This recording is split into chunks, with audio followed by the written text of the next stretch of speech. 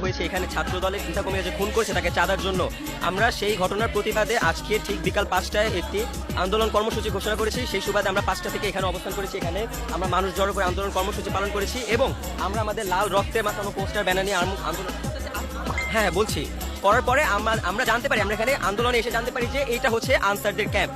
এই ঘটনা হয়েছে এই জায়গাতে, এখান থেকে আনসারের ক্যাম্প 5 থেকে 6 হাত দূরে। তারা ঘটনার দিন তাদের কোনো তৎপরতা দেখায়নি। সেই সুবাদে আমরা আন্দোলনের শেষে আমরা প্ল্যান করেছি যে আমরা চুড়ি আর শাড়ি কিনে তাদেরকে আমরা গিফট দিব। তাদের এই সুন্দর দায়িত্ব কর্তব্য পালনের জন্য আমরা তাদের উপর কোনো বিমুখ না, আমরা তাদের উপর কোনো রকমের সহিংসতা, কোনো রকমের আক্ষেপ, কোনো কিছু না। আমরা তাদেরকে তাদের এই সুন্দর কর্তব্য পালনের জন্য আমরা তাদেরকে উপহার দিব। আমরা তাদেরকে উপহার দিতে গিয়েছি। তাদের একজন কর্মকর্তা মনিরুজ্জামান, উনি আমাদেরকে জানিয়েছে ঘটনার দিন নাকি যখন ঘটনা হয়েছিল তখন বৃষ্টি পড়ছিল এবং 2টার পরে নাকি ওনাদের আনসারের সকল কার্যক্ষমতা হয় না, মানে ওনাদের কার্যক্রম বন্ধ হয়ে যায় 2টার পরে।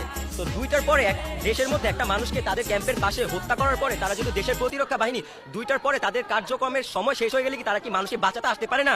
এমনকি বাংলাদেশের আইন বা প্রতিরক্ষা বাহিনীর সংবিধানে লেখা আছে যে তাদের কার্যক্রমের সময় শেষ হয়ে গেলে তারা মানুষকে আর বাঁচাতে আসতে পারবে না। তাদেরকে আমরা চুরি শাড়ি দিয়ে বললাম যে আমাদের উপহারটা আপনারা সাদরে গ্রহণ করেন। আমরা আপনাদেরকে কটূক্তি করছি না, আমরা আপনাদের সাথে কোনো সহিংসতা যাচ্ছি না, আপনারা আমাদের উপহারটা সাদরে গ্রহণ করেন। তিনি বলল কি তাদের ঊর্ধ্বতন কর্মকর্তা আসবে, উনাদের জন্য আমাদের ওয়েট করতে হবে।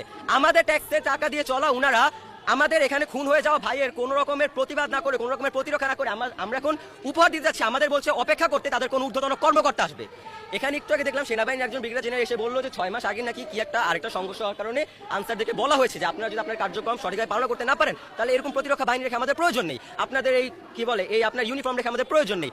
কথা হচ্ছে তারা যদি তাদের কর্তব্য পালন করতে নাই পারে, তারা এখন আমাদেরকে দোহাই দিচ্ছে তাদের ঊর্ধ্বতন কর্মকর্তা আসবে। আমরা গিয়ে তাদেরকে গিফট দিতে চাইলাম, তারা তাদের রুমে সুন্দর মতো বসে আছে, তারা আমাদের গিফটটা গ্রহণই করলো না। আমরা এখন সুন্দর মতো তাদের গেটের সামনে আমাদের শাড়ি চুড়ি রেখে আসছি। আমরা ভাই নিরপেক্ষ, আমরা আসছি যাচ্ছে আমাদের একটা ভাইয়ের বিচারের জন্য। তাদের এই সুন্দর কর্তব্য পালন, এই সুন্দর দায়িত্ব পালন আমরা খুবই মুগ্ধ।